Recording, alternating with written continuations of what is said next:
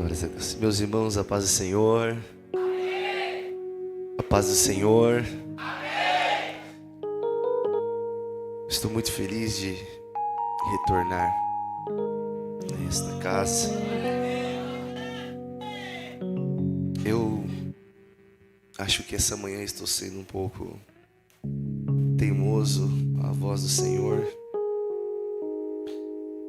Eu estava conversando com a minha esposa, dizendo a ela qual a palavra que eu ministro essa manhã. É uma palavra que queima em meu coração, mas não pode ser essa. Quando a jovem citou o texto em si que ardia em meu coração, eu falei: Senhor,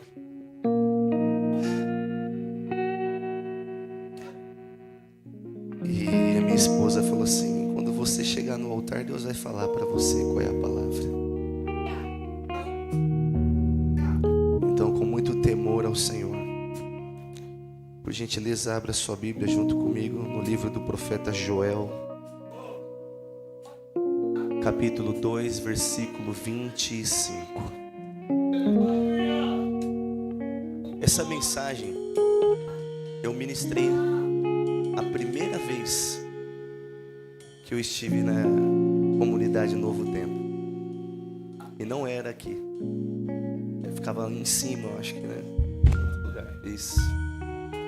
Quando eu cheguei aqui, eu lembrei dela e meu coração ardeu. Eu falei: não é possível, Senhor. Mas amém. E aí a jovem, quando ela leu, aí o coração ardeu. Eu falei: não. A minha esposa falou assim: prega o Salmo 126. Eu falei: não. Amém. Então vamos entregar aquilo que o Espírito Santo de Deus gerou ao nosso coração. Quando eu digo que eu sou um pouco teimoso, é porque eu não gosto muito de repetir mensagens. Não é muito. Mas quando o Espírito Santo de Deus toca em nosso coração, nós temos que fazer a vontade do Senhor, né? E não a nossa. Então, capítulo 2 do livro do profeta Joel, versículo de número 25. Os meus agradecimentos eu faço após a leitura. Está escrito assim: e restituir-vos-ei os anos que foram consumidos pelo gafanhoto, e a locusta, e o pulgão, e a oruga, o meu grande exército que enviei contra vós, e restituir-vos-ei os anos que foram consumidos pelo gafanhoto. Por gentileza, com todo respeito, com todo carinho, olhe para o crente mais bonito ou bonita que estiver do seu lado.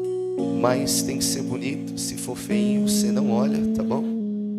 Só olha se for bonito. Eu vou te ajudar, hein? Não tem ninguém feio aqui essa manhã, hein? A Bíblia diz em Provérbios que um coração alegre formoseia o rosto. Então quem tem Jesus no coração não é feio, tá vendo? Olhe para esse crente e diga assim para ele: é manhã de restituição. Se ele crê nisso, ele vai glorificar ao Senhor. Tome o seu assento, você que pode. Bom, todos nós que meditamos a palavra do Senhor Jesus, ou escolhemos um livro para uma meditação, não uma leitura, né? Meditar é totalmente diferente de ler, né? Meditar requer algo mais minucioso, algo mais profundo. Então todos nós que, quando escolhemos um livro da Bíblia Sagrada para a meditação, é sempre bom, quando nós escolhemos um livro, iniciar essa meditação ou a leitura, para quem quer se aprofundar um pouco mais, sempre fazendo pelo menos 3 perguntas. A primeira é: quem escreveu o livro? A segunda é: para quem que o livro foi escrito? E a terceira é: por qual motivo esse livro ele foi escrito? Então, todos nós entendemos aqui que quem escreveu esse livro foi Joel, até porque o próprio livro menciona o seu nome. O nome de Joel vem de uma vertente hebraica conhecida como Yahvé, que pela sua tradução significa o Senhor é Deus. Não existe muitas informações em amparos ou dados históricos ou teológicos acerca da vida de Joel. Tudo que nós aprendemos acerca da vida desse homem é o que está escrito nos 3 capítulos do seu livro. A Bíblia diz no capítulo 1 do livro do profeta Joel, no versículo de número 1, que ele é filho de Petuel. Uma das informações que nós temos acerca da sua biografia. Outra coisa que nós podemos entender acerca da vida de Joel era o seu exercício ante a presença de Deus, ou o seu chamado. Joel, ele era um profeta do Senhor. E ele foi um profeta designado por Deus a ser a sua voz, o seu mensageiro, a ser o condutor da sua palavra profética, especificamente a uma nação. Essa nação nós conhecemos como Israel, mas as suas profecias a princípio foram destinadas para as tribos do Reino Sul. O que seriam as tribos do Reino Sul? É de conhecimento de toda a igreja que Israel viveu um período louvável, conhecido como o período teocrático, onde Deus era o legislador da sua nação e do seu povo. Tudo se dependia de Deus, até que Israel cansou, eu acredito, de viver a dependência de um Deus santo e poderoso, e quis se assemelhar, ou quis, japonesa, vigia aí, nós não tem dinheiro para pagar um teclado cara desse não, hein?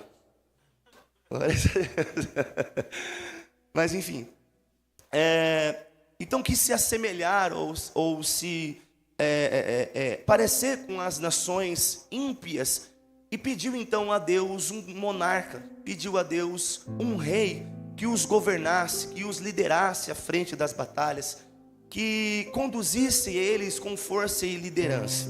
Então, a partir desse instante, quando Saul se assenta como um trono das 12 tribos de Israel, Israel passa então a ser agora a nação num período de monarquia. Deus não é mais o legislador, agora é um monarca que está conduzindo e governando a nação de Israel. Saul, Davi e Salomão tiveram a honra de ser monarca das 12 tribos em sua junção. Salomão, todos nós sabemos que foi aquele monarca que agradou a Deus no pedido da sua sabedoria. Deus o fez rico, fez próspero. Deus fez ele um homem mais sábio. Porém, a sabedoria de Salomão foi e vai descendo com o passar do tempo. E no término dali da sua carreira, casando-se com mulheres estrangeiras, casando-se com mulheres de outros povos, essas mulheres foram introduzindo dentro da nação de Israel também a sua cultura, fazendo então com que Israel manchasse-se pela idolatria e pela cultura que aqueles povos traziam para dentro de uma nação santa. Israel foi se corrompendo, foi se manchando pelo pecado em força, introduzido pela idolatria, vindo de outras nações ou de nações pagãs.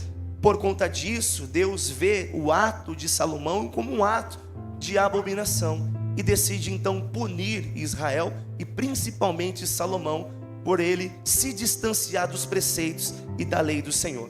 É então que a Bíblia vai dizer para nós, em primeiro livro dos reis de Israel, do capítulo de número 11, a partir do versículo de número 26, nesse contexto, Deus vai levantar um profeta chamado Aías. Aías encontra com um homem no campo chamado Jeroboão, um homem que era valente, um homem que era bem visto aos olhos do próprio rei Salomão, um homem de confiança de Salomão. Deus usa o profeta Aías nesse instante, que está com uma veste nova na mão. Algumas outras traduções dizem que era uma capa, mas independente da tradução, ele pega essas vestes nas mãos, ele rasga essas vestes em 12 pedaços. Desses 12 pedaços, 10 ele entrega nas mãos de Jeroboão e profetiza dizendo: assim diz o Senhor, assim como essas vestes foram rasgadas em 12 pedaços, eu estou rasgando o trono de Salomão e entregando 10 das 12 tribos aos seus cuidados de Jeroboão.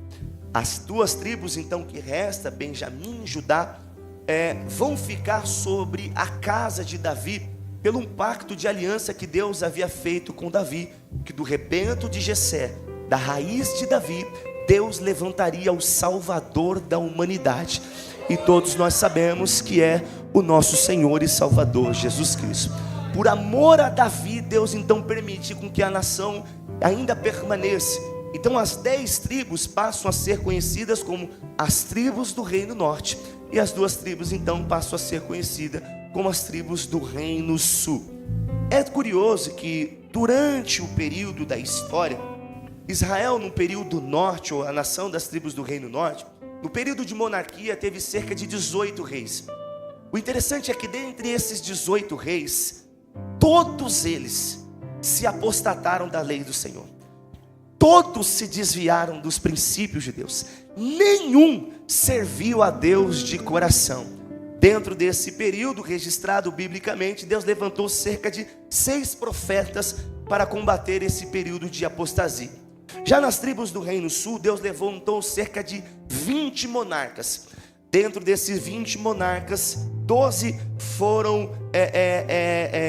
se corromperam, 12 se afastaram, 12 ficaram longe dos preceitos ou da vontade de Deus, mas 8 reis inclinaram o coração, serviram a Deus de coração, serviram a Deus de integridade, se entregaram literalmente ao Senhor e o poder da sua palavra. Nesse período de monarquia de cerca de 20 reis, Deus levantou em média cerca de 11 profetas para levar mensagens à sua nação. Dentro desses 11 profetas, nós estamos mencionando um aqui nessa manhã, que é o profeta Joel. Para quem Joel escreveu as suas mensagens? Nós encontramos o destino das suas mensagens proféticas nos seus próprios registros. Observe na sua Bíblia, se assim for possível, no capítulo 1, no versículo de número 2, que diz: ouvi isso, vós anciões, e escutai, todos os moradores da terra. Logo, as mensagens proféticas de Joel foram destinadas aos anciões. Os anciões eram os líderes religiosos de Judá. E para todos os moradores da terra, para todos os cidadãos, para todos que habitavam sob as tribos do Reino Sul. Observe aqui que a mensagem é conduzida à liderança religiosa e para todos os moradores da terra. As mensagens proféticas não têm um destino para quem está longe da presença de Deus. A mensagem profética não tem um destino para quem ainda não conhece ao Senhor, não tem um relacionamento com Deus. A mensagem é direcionada à igreja, a mensagem é direcionada aos líderes religiosos, a mensagem é para aqueles que frequentam os cultos, a mensagem é para aqueles que residem na obra do Senhor, para todos os moradores de Judá. E por qual motivo Deus levanta o profeta Joel para ministrar essas mensagens proféticas? Deus levanta o profeta Joel com pelo menos 4 tipos de mensagem: mensagem de conserto, mensagem de arrependimento, mensagem de restauração ou restituição e mensagem de despertamento espiritual.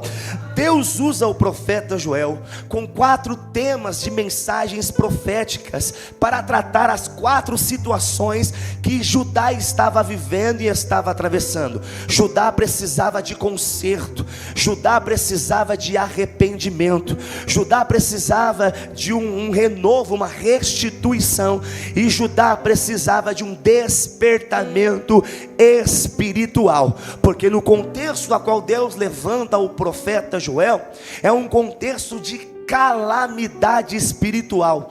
O contexto é caótico. Jerusalém está sofrendo, Jerusalém está chorando, Jerusalém está amargando, de um tempo de dor, de um tempo de sofrimento, de um tempo de angústia, pelos seus próprios erros, pelas suas próprias falhas. Então Deus levanta o profeta Joel com 4 tipos de mensagens proféticas poderosa. E o que é mais interessante da palavra do nosso Deus Todo-Poderoso, que essas mensagens tornam-se mensagens tão fortes, tornam-se mensagens tão poderosas, tornam-se mensagens tão profundas, que Deus vai dizer para o profeta Joel, que as suas mensagens proféticas não vão fazer o efeito apenas para a sua geração, mas que vai romper a barreira do tempo, e vai alcançar até a 4ª geração do profeta. Está escrito no capítulo de número 1, versículo de número 3, dizendo: fazei isso uma narração aos vossos filhos, 1ª geração, aos vossos filhos, a seus filhos, 2ª geração, aos filhos destes, 3ª geração, e a outra geração, 4ª geração. Observe que as mensagens foram tão fortes, tão poderosas, que Deus estava dizendo: através dessas mensagens, ó profeta Joel, eu não vou trazer conserto apenas para a sua geração, eu não vou trazer arrependimento apenas para a sua geração, eu não vou restituir apenas a sua geração, eu não vou despertar espiritualmente a sua geração, mas eu vou trazer conserto, arrependimento, restituição, despertamento para a 2ª geração, para a 3ª geração, para a 4ª geração. O que nos faz entender também que, se nós estamos nesta manhã partilhando dessas palavras proféticas, é um sinal que o mesmo Deus que falou com a geração do profeta Joel e continuou falando com as gerações posteriores, vai usar as mesmas mensagens proféticas para ser introduzido a nós nessa manhã. Ou seja, Deus está dizendo: tem conserto esta manhã, tem arrependimento esta manhã, tem restituição esta manhã, tem despertamento espiritual essa manhã. Deus, quando está dizendo através do profeta Joel, está dizendo que as suas palavras não vêm com data ou prazo de validade. O Deus que fala hoje continua falando amanhã, falou ontem e continuará falando no porvir. É por isso que eu entendo que Mateus escreve no seu livro, no capítulo 24 e versículo de número 35, dizendo: podem passar os céus e a terra, mas a palavra do Senhor não há de passar. Isaías vai escrever no seu livro, no capítulo 40, versículo 8, dizendo: secam-se as ervas, caem também as flores, mas a palavra do Senhor subsiste eternamente. Deixa eu dizer algo para você: as mensagens proféticas têm endereço certo essa manhã. Pastor, qual é o endereço? A tábua do seu coração. Não é para quem não veio, é para quem veio. Não é para quem não conseguiu chegar, é para quem conseguiu chegar. Nessa manhã, Deus vai tratar com a sua alma, Deus vai tratar com o seu coração. É a palavra a ser ministrada, profetizada sobre esse altar, que vai mudar a tua história. Louvado seja o nome do Senhor. Deus vai dizer através de Joel que vai enviar uma praga de gafanhotos sobre a nação. Essa praga virá em 4 fases. E ele diz: o que uma praga não conseguir destruir, a segunda vai fazer pela primeira e pela segunda. O que a primeira e a segunda não conseguir fazer, não tem problema, eu vou enviar a terceira, e vai fazer o estrago que a primeira não fez, que a segunda não fez, mas a terceira vai fazer. E a quarta, se o que a primeira não fez, a segunda não fez, a terceira não fez, a quarta vai destruir e acabar com todo o campo e com toda a colheita. Quando nós olhamos para isso daqui, nós paramos e pensamos e meditamos. Deus está dizendo que vai enviar a praga de gafanhotos, e essa praga de gafanhotos vai destruir com a colheita da nação. Talvez ao nosso ponto de vista passe desapercebido o que eu vou dizer, mas é algo muito sério. Deus não está dizendo que vai enviar a praga de gafanhotos no processo da semeadura. Deus está dizendo que vai enviar a praga de gafanhotos no momento da colheita.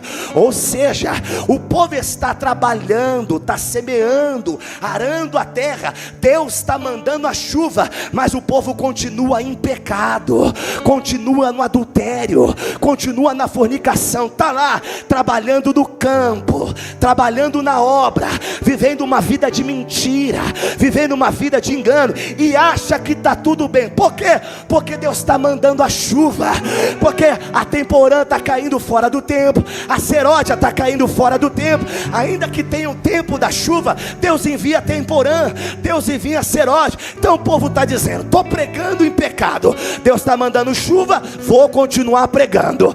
Estou cantando, vivendo uma vida toda errada, Deus está mandando chuva, vou continuar cantando, tendo uma vida errada. Deixa eu dizer algo para você: Deus está deixando você trabalhar, Deus está deixando você trabalhar, mas lá no fundo você sabe que está errado, você sabe que não está certo, você sabe que não pode tocar em algo santo tendo as mãos impuras, você sabe que não pode olhar com o olhar que o Senhor ungiu, olhando para novinha, olhando para o pecado, olhando para a pornografia. Deus está olhando e dizendo: você acha que está tudo bem, você acha que está tudo legal, continue em pecado, fingindo que é o melhor crente da igreja, acha que está enganando o seu pastor, acha que está enganando a sua pastora, mas assim diz o Senhor: a colheita está chegando.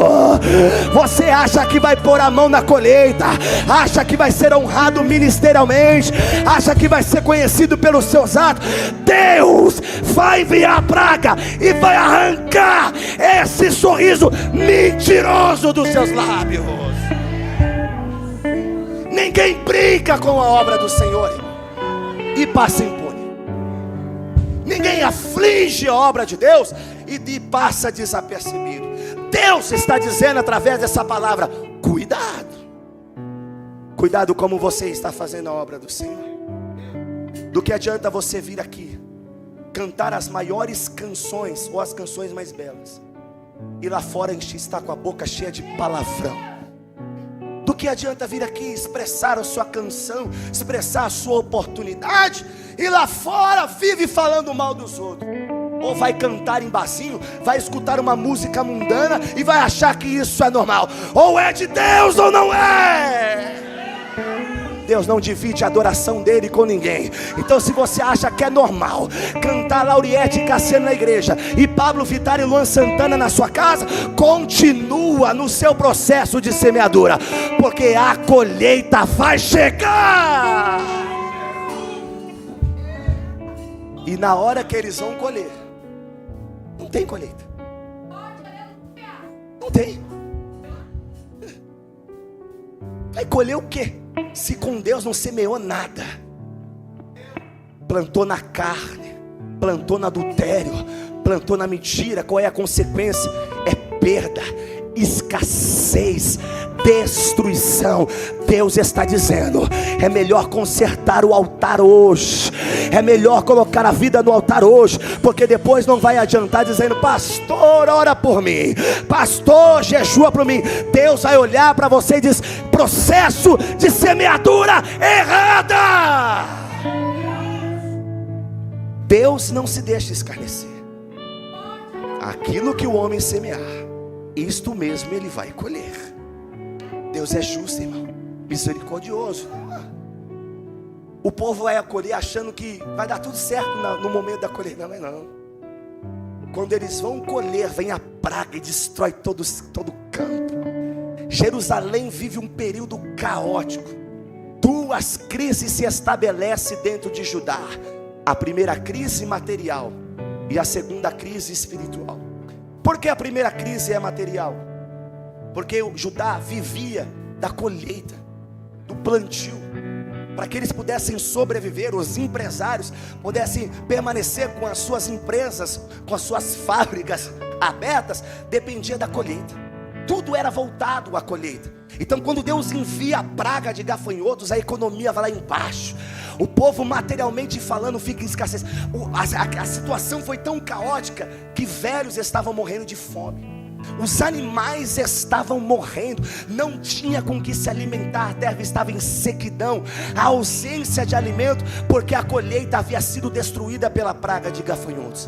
E a segunda crise que se estabelece é a pior de todas, é a crise espiritual, porque está escrito na palavra do Senhor, capítulo 1, versículo 9: foi cortada a oferta de manjar e a libação da casa do Senhor.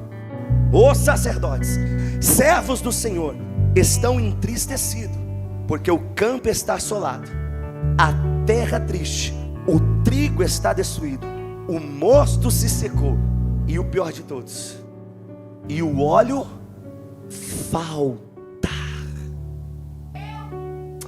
Pastor, não estou entendendo. Para que o povo no Antigo Testamento pudesse alcançar a remissão dos seus pecados, falhei, pequei, não é como hoje, acesso à graça e à misericórdia. Eu pequei, mas se eu me arrepender de coração, a graça e a misericórdia me perdoam. Na época, para alcançar o perdão, levava-se um sacrifício ao sacerdote. O sacerdote degolava um animal, colocava a expiação ali, o pecado do povo sobre aquele animal, e aí Deus então recebia o perdão do povo. Só que há um problema aqui: os animais estão mortos. Que sacrifício está sendo oferecido no templo se não tem sacrifício para oferecer? Se não tem sacrifício para oferecer, como pedir perdão a Deus? Se não tem como pedir perdão a Deus, há uma ausência de Deus no meio do povo. E não sou eu quem estou inventando, está escrito aqui: o óleo falta. Óleo no Antigo Testamento é simbolismo do Espírito Santo. Que culto é esse que o Espírito Santo não está presente? Como pode haver um momento de louvor e adoração se não tem óleo, não tem a presença do Espírito? Estão pregando o quê se o Espírito Santo não está na casa? Que campanha que é essa que estão fazendo se não tem óleo na casa? Se o Espírito Santo não está no meio do povo, se o Espírito Santo não está na igreja, que lugar é esse? Aonde está a presença de Deus? Aonde está a glória de Deus? Aonde está o poder de Deus? Está em todos os lugares, menos aquele com quem pactua o pecado. Então não ache, desculpa, você acha que Deus está te usando? Não está, é emoção. Você está vazio, sem visão, está faltando óleo e acha que está transbordando. Deus está dizendo: eu sei do teu pecado. Você acha que está cheio, mas está vazio. Você está empolgado pelo momento, pela circunstância, mas eu sei quem é você aqui lá fora. Eu sei quem é você por dentro. Elaia chorebe calabás. A ausência de óleo. Mas calma, não se entristeça, não fique chateado com um pregador, porque Deus me trouxe aqui essa manhã para dizer que é manhã de restituição. Deus está dizendo: pois é, estava faltando óleo, né? Estava a ausência do Espírito, estava, porque amanhã de restituição. Deus quer restituir a sua vida com Ele, a sua comunhão com Ele. O azeite, o óleo vai ser derramado se você crer na palavra de Deus.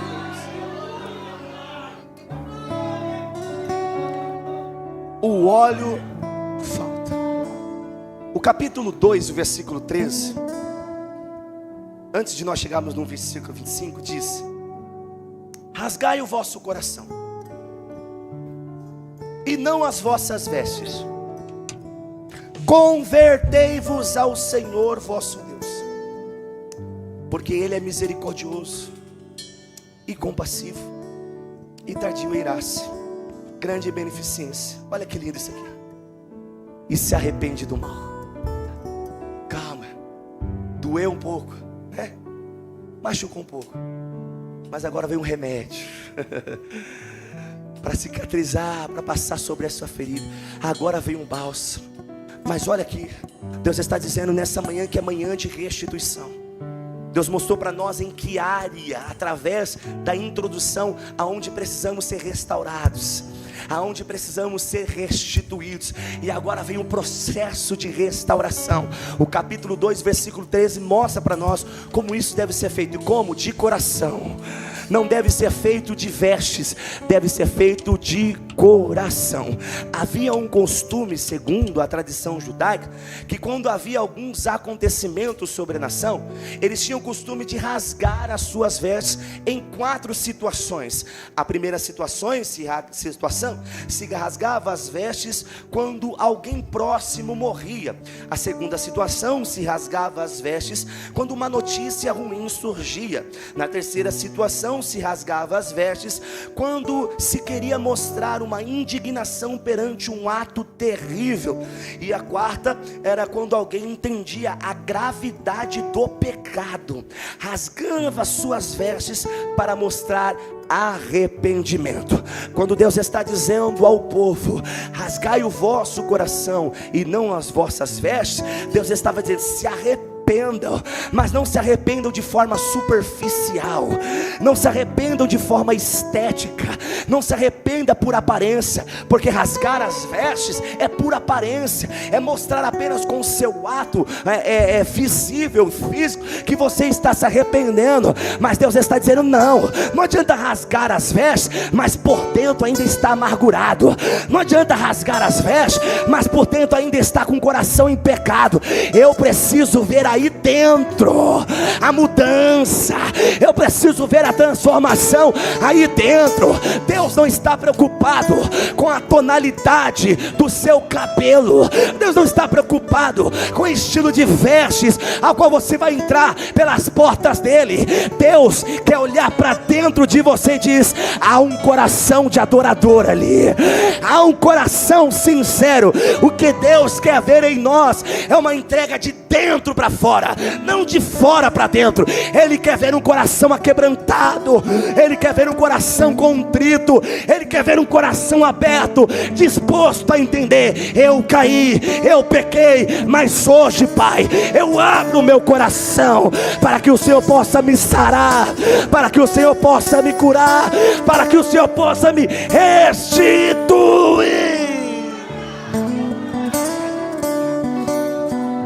Deus não derrama unção quem vive uma vida de aparência. A verdadeira unção para aquele que serve de coração. É um texto muito conhecido de toda a igreja, mas se lembra lá de 1º livro dos Reis, capítulo de número 16, a partir do versículo de número 7, para resumir. Quando Samuel vai até a casa de Jessé para ungir um dos seus filhos que seria rei. Até então ele não sabe quem será um dos filhos, mas sabe que é um dos filhos, porque Deus havia designado essa ordem a ele. Mas ele só saberia quando chegasse lá. Quando ele chega lá, ele vai perguntar para o pai: eu queria conhecer seus filhos. O pai, com toda a sabedoria, ou como grande parte de nós que lidera em eficiência um ofício, um trabalho ou vida, sempre vai apresentar para o chefe, para o patrão, as melhores qualidades que a gente tem próximo a nós. Então o que o pai vai fazer? Vai mostrar as melhores qualidades que ele tem. Vem aqui, Eliabe. Aí chegou Eliabe, fisicamente falando, impecável, perfeito. Olhava para ele e dizia: esse daí, olha isso aqui, olha a envergadura desse homem, olha a postura dele, olha, é soldado, é guerreiro. De fato esse daí é o rei de Israel. Deus olha e diz para Samuel: não, esse não. Então chama mais um aí. Aí vem Abinadab. Quando ele vem também com uma boa aparência, uma boa estética, uma boa fisionomia física. Aí Deus disse para Samuel: também não. E também o outro, Samar, também, talvez um pouco mais inferior, mas aparentemente também preparado, também capacitado. O coração e os olhos de Samuel também se encheu de alegria. Não é possível, de fato é esse daí. Aí Deus disse: também não. Aí foi passando,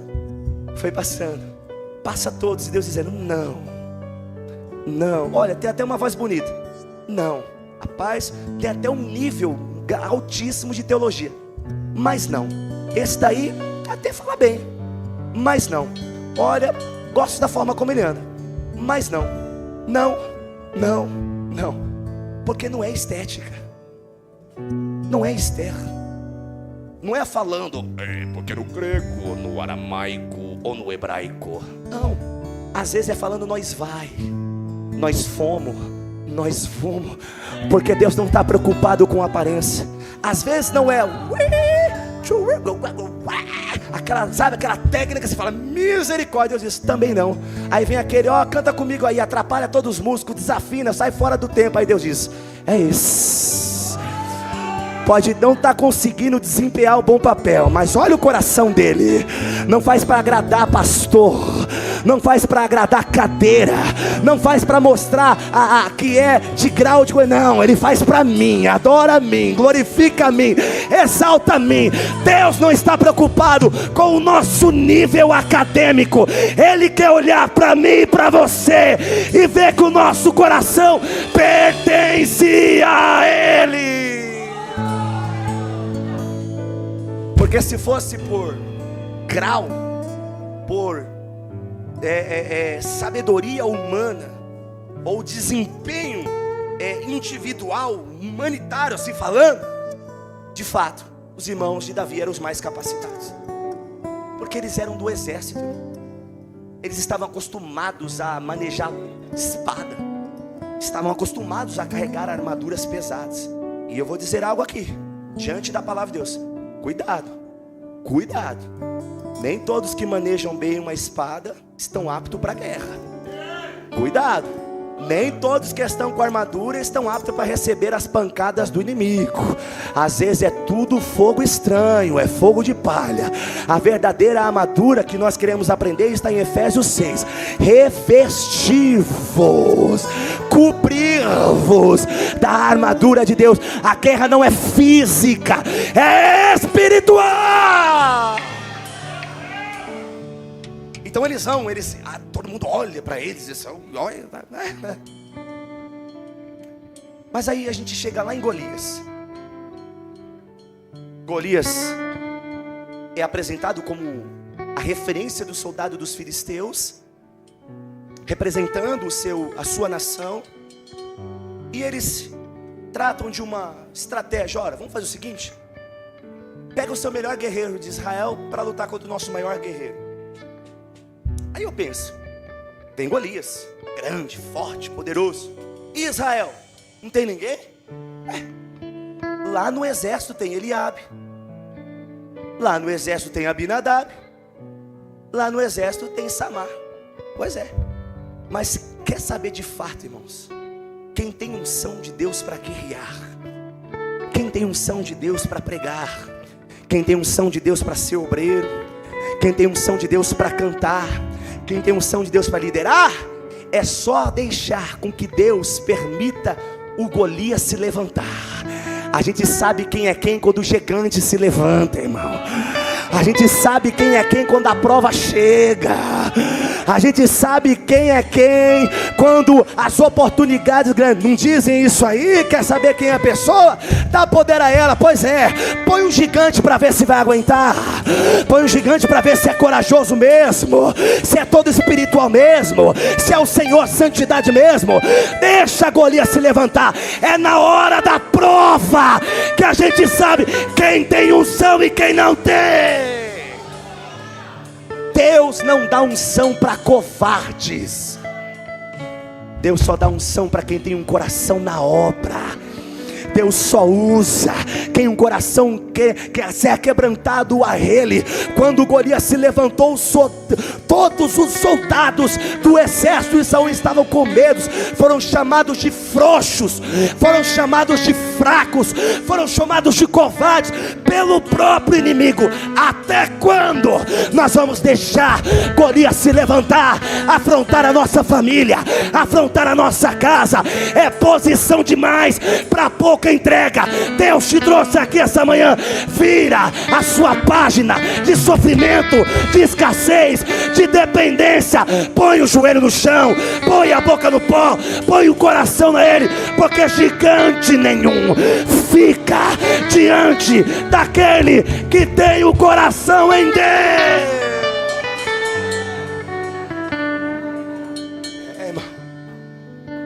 Quem tem um coração em Deus, confia em Deus. Porque Davi chega pequeno, sem armadura, sem espada, sem técnica de combate,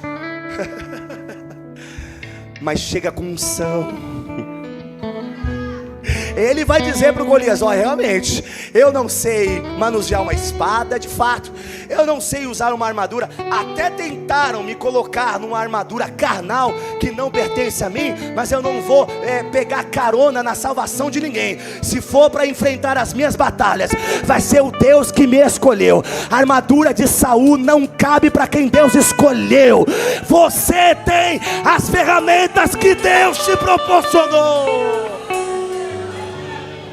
Você não precisa do apoio de ninguém lá fora.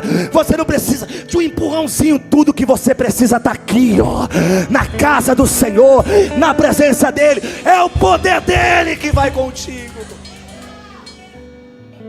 E aí Davi chega. Tudo bem, ó, está diante do Golias.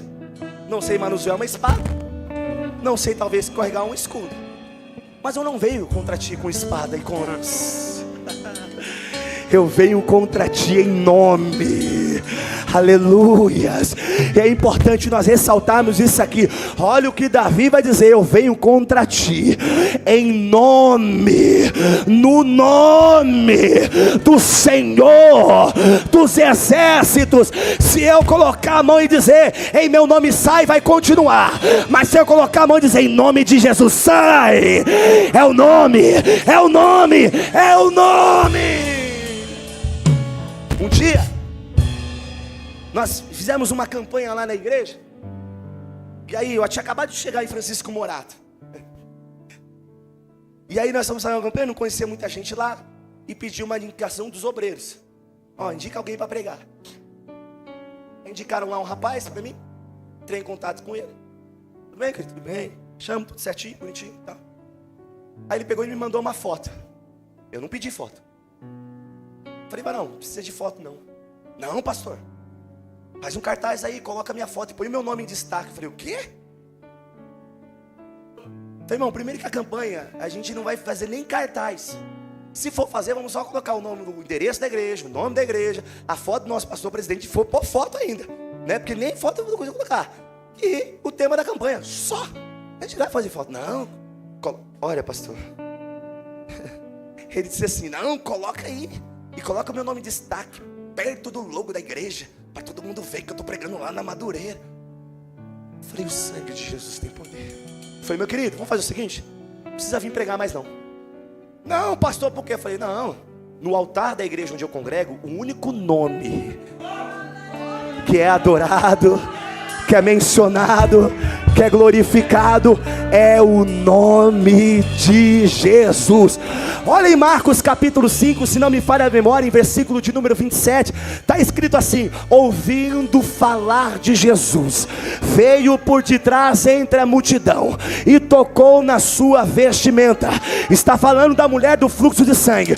Olha no versículo 27, vê quantos nomes aparecem aí, no versículo de número 27, só o nome de quem que aparece? Só o nome de Jesus. Mas se atente para o versículo, o texto diz, ouvindo falar de Jesus, ou ouvindo de Jesus. Ou seja, a mulher do fluxo de sangue ouviu alguém falar de Jesus para ela. Não foi Jesus que falou de si mesmo para ela, porque senão o texto estava assim, Jesus disse quem ele era, e Jesus falou, não, Deus, ouvindo falar de Jesus.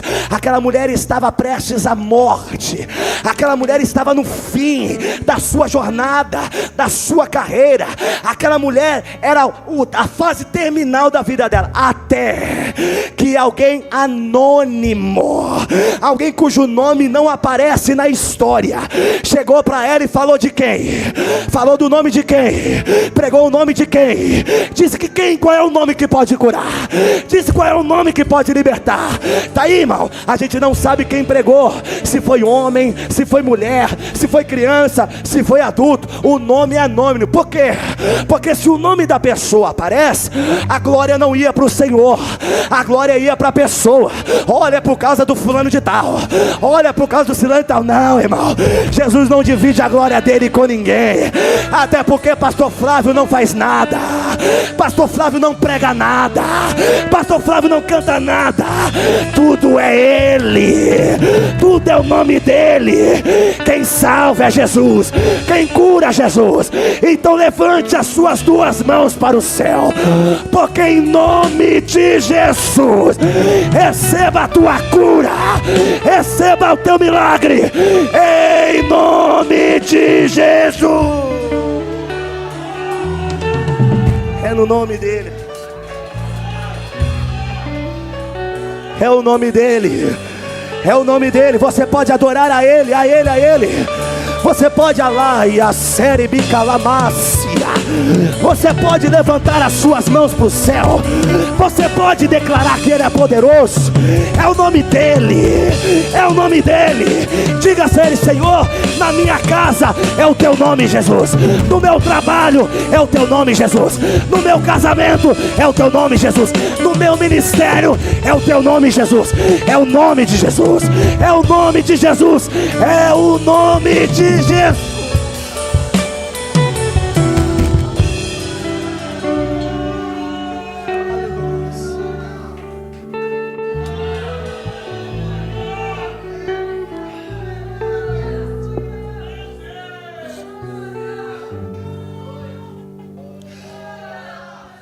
É de coração, irmão. O nosso coração tem que estar aberto e dizer: quem habita aqui é o nome de Jesus. Você tem que chegar lá na sua casa, dizer para a bagunça que o diabo está tentando fazer lá, e dizer assim: pode sair daqui, porque quem habita aqui é o nome de Jesus. O nome de Jesus está visitando leitos de hospital esta manhã. O nome de Jesus está aí visitando resultados de exames nesta manhã. O nome de Jesus está pegando coração de pedra e tornando em coração de carne. O nome de Jesus vai restaurar esta manhã.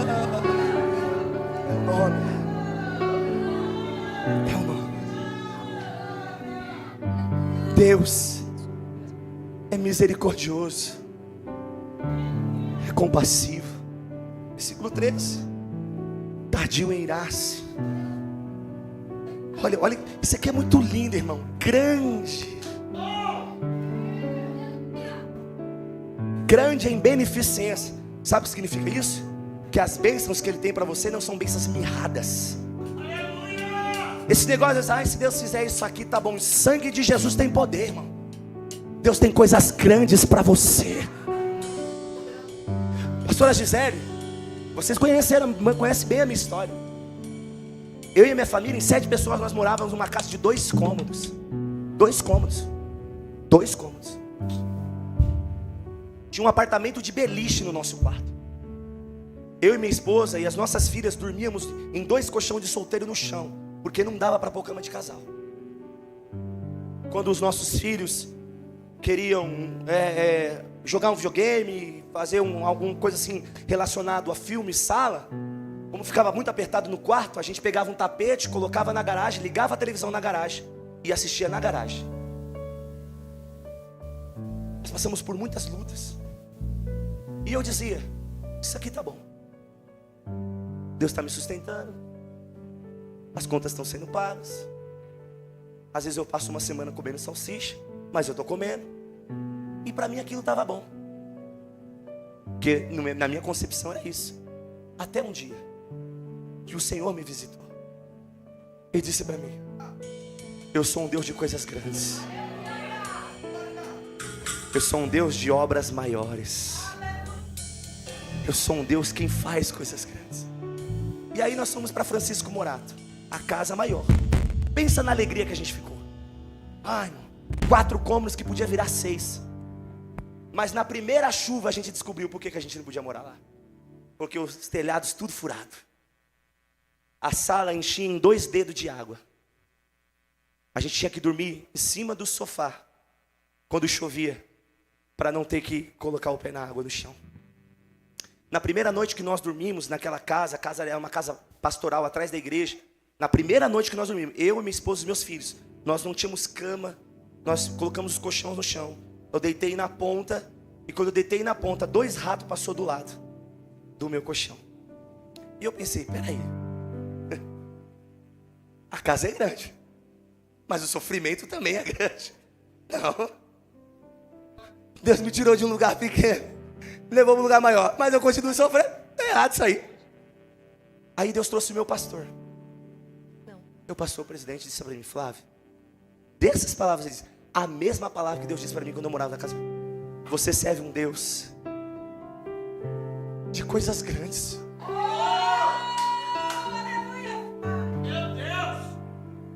Eu me lembro um dia que nós chorávamos, Senhor, se o Senhor é um Deus de coisas grandes, por que a gente se limita tanto a essas pequenas coisas? Porque para nós isso é o suficiente. Aí ele disse, porque você não me conheceu de verdade. E eu vou te dizer algo aqui para os irmãos. Eu sirvo a Deus há 28 anos. E há 4 anos atrás ele disse, você não me conhece de verdade. Eu falei, Senhor, então eu quero te conhecer. Você quer me conhecer? Eu quero te conhecer.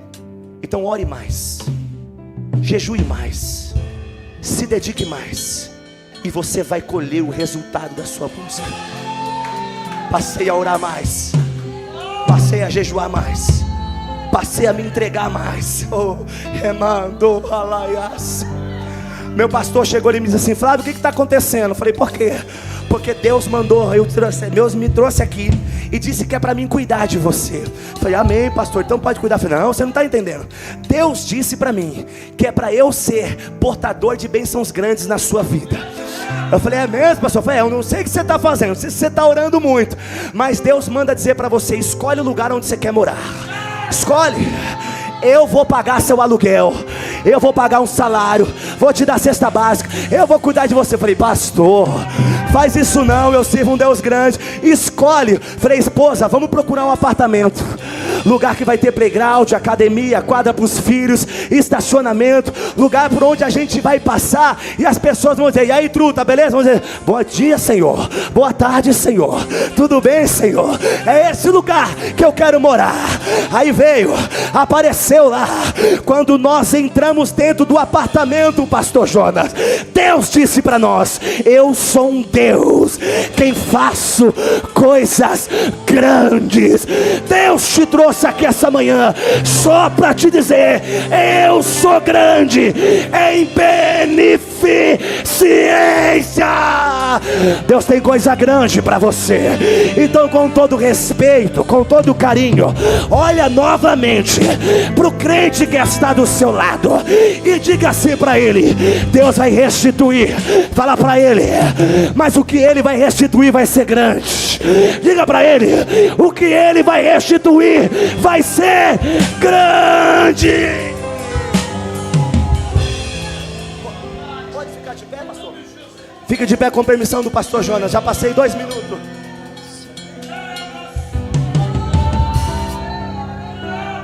Escute.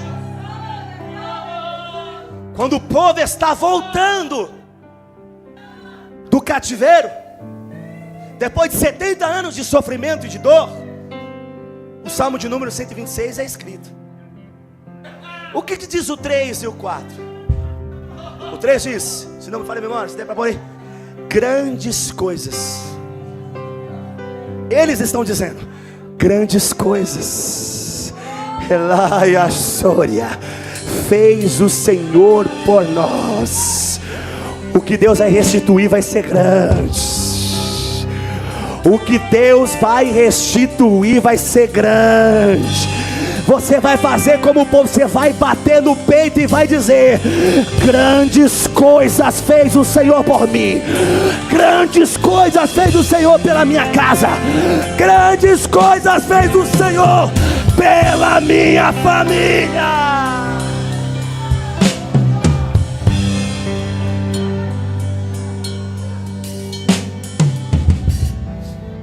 Eu não consigo, irmão, de verdade. Eu sou muito grato a Deus. Eu me emociono, porque eu sei por onde eu passei, o que os meus filhos passaram, o que nós vivemos. E olhar para a nossa vida hoje, a gente olhar e dizer, foi Deus. Ver onde nós estamos hoje, o lugar onde o Espírito de Deus nos conduziu, é o Deus grande. Ele está dizendo, eu não me apresento para você limitado, eu tenho coisas maiores.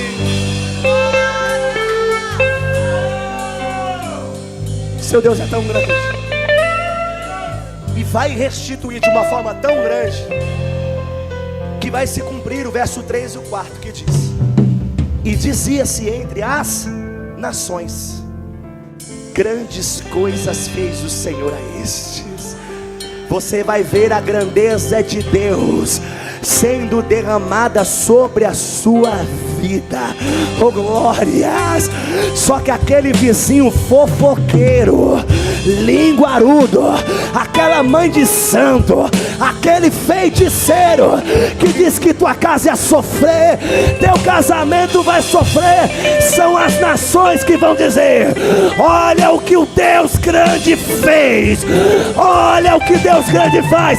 Deus vai mostrar que Ele é grande na tua vida.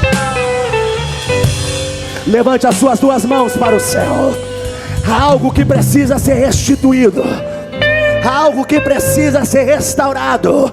E o que eu vou fazer, pastor? Você vai orar agora. É orar, não, irmão. Você vai clamar. Clamar é falar em voz alta.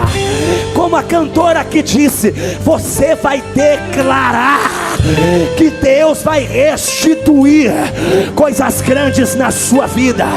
Com as suas duas mãos para o céu, declare em clamor. Qual é a área que precisa de restituição?